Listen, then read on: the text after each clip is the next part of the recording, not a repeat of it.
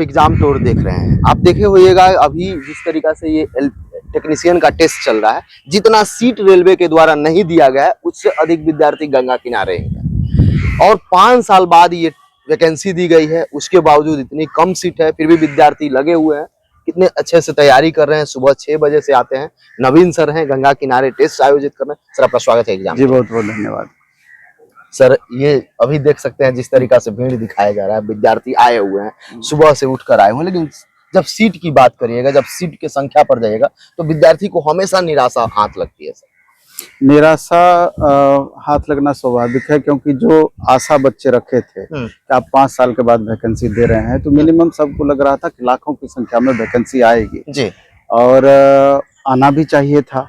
और अगर सरकार बाद में अपना ये चीज ये बात बोल करके पल्ला झाड़ ली कि नहीं अब प्रत्येक साल हम एग्जाम कैलेंडर देंगे, प्रत्येक साल वैकेंसी देंगे, तो आप ओवरऑल वैकेंसी को ऐड कर लीजिए और 5 साल से उसको कैलकुलेट कर लीजिए, देखिए नंबर ऑफ वैकेंसी कितना ज्यादा हो जाती है। लेकिन सवाल ये है कि ये तो ठीक है, अभी से लेकर के आगे का आप कैलकुलेशन कर रहे हैं, लेकिन पिछले 5 साल वैकेंसी का क्या हुआ?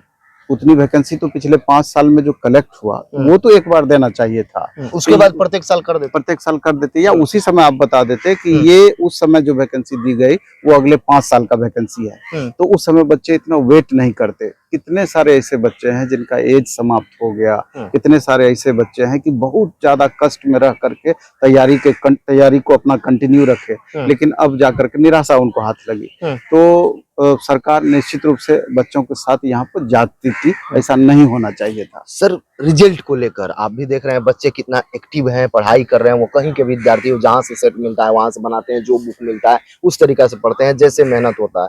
सर छोटी छोटी 10 पॉइंट क्या ध्यान दें ताकि उनका इसमें सिलेक्शन हो सके, और ये टेस्ट कितना महत्वपूर्ण है रिजल्ट के लिए? नहीं, ये टेस्ट बेहद महत्वपूर्ण इसलिए भी है कि अभी आप देखेंगे कि बच्चे घर पे प्रैक्टिस करते हैं या ग्रुप में प्रैक्टिस करते हैं, और यहाँ पर देखिए हजारों हजार की संख्या में एक जगह बच्चे कलेक्ट हैं। तो रियल में कंपटीशन लेवल क्या है वो यहीं पर आपको पता चलना है। ठीक है, आप घर पे सेट बनाइए, कहीं कोई दिक्कत नहीं है, ग्रुप में भी बनाइए, अधिक से अधिक आपका प्रैक्टिस होगा। लेकिन सप्ताह में एक दिन अगर आपको ऐसा मौका मिलता है जहाँ की हजारों हजार संख्या में बच्चे एक साथ भाग लेते हैं, तो आपको कंपैरेटिवली पता चलता है कि इतने बच्चों में हमारा परफॉर्मेंस का लेवल क्या है। जब इतने ही बच्चों में बहुत अच्छा लेवल नहीं है 5000 10,000 बच्चों के बीच, तो क्या उम्मीद करते हैं कि जहां लाखों बच्चे बैठते हैं हमारा रिजल्ट हो जाएगा? कतई संभव नहीं है।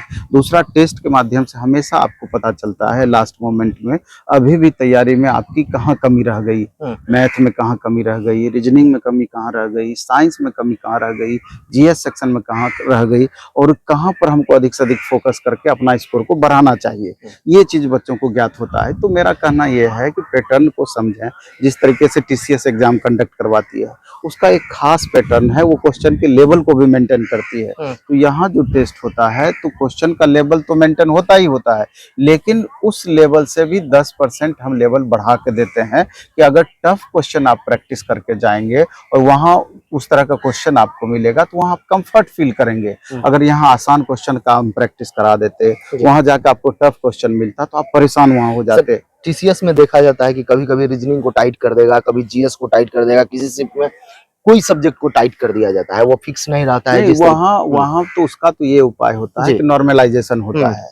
तो जहाँ भी ज्यादा स्ट्रिक्ट क्वेश्चन पूछा जाता है, टाइट क्वेश्चन पूछा जाता है, तो वहाँ पे फ्लक्चुएशन ज्यादा होता है मार्क्स का। तो दिक्कत वहाँ पर नहीं है, एक से अधिक सीटिंग का वो रूल ही है। दिक्कत ये है कि नया नया प्रयोग भी टीसीएस करती है, और सबसे ज्यादा प्रयोग रीजनिंग पर होता है। आप देखेंगे रीजनिंग पर ग्रेजुअली नया नया वो टाइप निकालते रहती है, अपग्रेड लगातार क्वेश्चन का करते रहती है, नया नया रिसर्च करते रहती है। सबसे ज्यादा संभावनाएं रीजनिंग में ही है, इसलिए करके रीजनिंग का जो क्वेश्चन हम लोग भी देते हैं तो उसी टाइप से रीजनिंग का क्वेश्चन का लेवल को हम फ्लक्चुएट करते हैं। हमेशा कुछ न कुछ 2 4 5 क्वेश्चन नयापन लिए हुए आता है कि अगर भाग सकता है तो इसका रेंज कहाँ तक भाग सकता है, इस बात का हमेशा ध्यान रखा जाता है। इसलिए कर जो भी छात्र टेस्ट देते हैं इन छोटी छोटी बातों को समझ करके, PYQ जो 2019 में एग्जाम हुई थी 2019 की में नोटिफिकेशन आया था, जी। 2021 में जाके एग्जाम हुआ, तो उस क्वेश्चन के लेवल को अपना बेस बना करके और type bye type, chapter by chapter भी साथ में प्रैक्टिस करते हैं तो ज्यादा फायदा होगा। और यही कारण है कि अभी मंडे से शाम में 7 बजे से ऑफलाइन सेंटर पर और ऑनलाइन मोड में भी प्लेटफॉर्म बाय नवीन कुमार सिंह ऐप पर एक नया चीज हम करने जा रहे हैं कि चैप्टर वाइज क्वेश्चन के महत्ता को ध्यान में रख करके मात्र ऑफलाइन में 10 रुपये में 100 क्वेश्चन का हम प्रैक्टिस स्टार्ट कर रहे हैं। एक तो फुल सिलेबस का डेली हमारा होता ही है सेंटर पे, डेली फुल सिलेबस का, और एक चैप्टर वाइज अगर प्रैक्टिस हो जाएगा, 30 क्वेश्चन मैथ, 30 क्वेश्चन रीजनिंग, उसके बाद आपका 30 क्वेश्चन साइंस, 10 क्वेश्चन करेंट, तो ये सोने पे सुहागा वाली बात हो जाएगी। परफॉर्मेंस तुरंत वर्टिकल ग्रो करेगा। तो इन छोटी छोटी बातों को हमेशा ध्यान में रखा जाता है और हमारा भी प्रयास होता है कि हमेशा उस तरह का प्रयोग हम करें जो छात्र हित में हो। सर, विद्यार्थी ये सोचते हैं कि कई सारे लोगों को कंप्यूटर पर बैठते हैं टेस्ट देने, चूंकि सीबीटी मोड में लेना है तो वहाँ थोड़ा सा इन लोगों को समस्या हो जाता है। तो क्या कंप्यूटर भी कभी कभी सप्ताह में 1 बार या 2 बार कभी कंप्यूटर पर भी टेस्ट लगा लेना चाहिए? जैसे कि पहले के बनस्पत यहाँ पर बहुत बदलाव हुआ है। अभी हर कोई लैपटॉप चलाता है, लगभग मोबाइल से ऑपरेट करता है ऑनलाइन मोड में, ये सब चीज करते हैं। लेकिन फिर भी चूंकि कंप्यूटर बेस्ड टेस्ट होता है, तो अगर एक सेट या तो डिजिटली लैपटॉप पर या कहीं पर उस तरह का ऑनलाइन फैसिलिटी है, वहां पर मारते हैं सप्ताह में 1 भी दिन, तो हमको लगता है कि वो कंफर्टेबल जोन में रहेंगे। नहीं तो अचानक क्या होता है, कितने बच्चे को माउस पे कमांड नहीं रहा, तो वहां जाकर फिर दिक्कत होती है। साइंस के लिए क्या सुझाव करिएगा, क्योंकि विद्यार्थी हाँ, साइंस में जहां तक सवाल है, आप देखेंगे कि मैक्सिमम क्वेश्चन फिजिक्स से पूछा जाता है और केमिस्ट्री बायो का भी वेटेज रहता है, लेकिन वनस्पत उससे कम, और न्यूमेरिकल का भी अधिकता रहता है। तो हमको लगता है कि जिस टाइप से PYQ है इसका प्रीवियस ईयर क्वेश्चन, उसको आधार बना लें, और जितने टाइप उसमें दिए हुए हैं सब टाइप को बेसिक लेवल से अगर एक बार अच्छे से रिवीजन कर लेते हैं। प्रीवियस ईयर क्वेश्चन में भी 113 सेट है जी, अगर उस सेट को भी पूरा बना लेंगे तो हमको नहीं लगता है कि क्वेश्चन बच्चों का छूटेगा। 113 सेट तो क्वेश्चन नहीं छूटेगा। अब बाकी तो उस मोड में प्रैक्टिस लगातार हम लोग कराते ही हैं। प्रैक्टिस वर्कबुक भी रुकने पब्लिकेशन से प्लेटफॉर्म का आता ही है, क्वेश्चन बैंक आया हुआ है, प्रीवियस ईयर क्वेश्चंस के लिए अलग आए हुए हैं। इसके अलावा फिर प्रैक्टिस वर्कबुक लेटेस्ट अलग से आया हुआ है। कंटेंट का कोई भी कमी नहीं है, इसलिए छात्र पढ़ाई करें और 10-12 घंटे का भी रूटीन बना के पढ़ाई करें।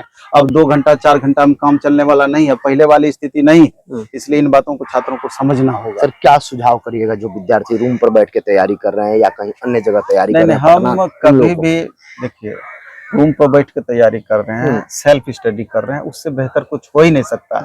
लेकिन हम ये कहना चाहते हैं थोड़ा सा रूम से भी निकलना है और अधिक से अधिक छात्रों के बीच भी जाना है, जिससे कि आप तुलनात्मक रूप से समझ पाएं कि वास्तविक में मेरा लेवल क्या है। ऐसे क्या होता है, आप 5 बच्चों के बीच बना रहे हैं, 10 बच्चों के बीच बना रहे हैं, या अकेले ही बना रहे हैं, तो उसमें आप अकेले में शेर बनते हैं। जब यहाँ 1.25 शेर से पाला पड़ेगा, तब जाके वास्तविक में आपको पता चलेगा कि कंपटीशन लेवल क्या है।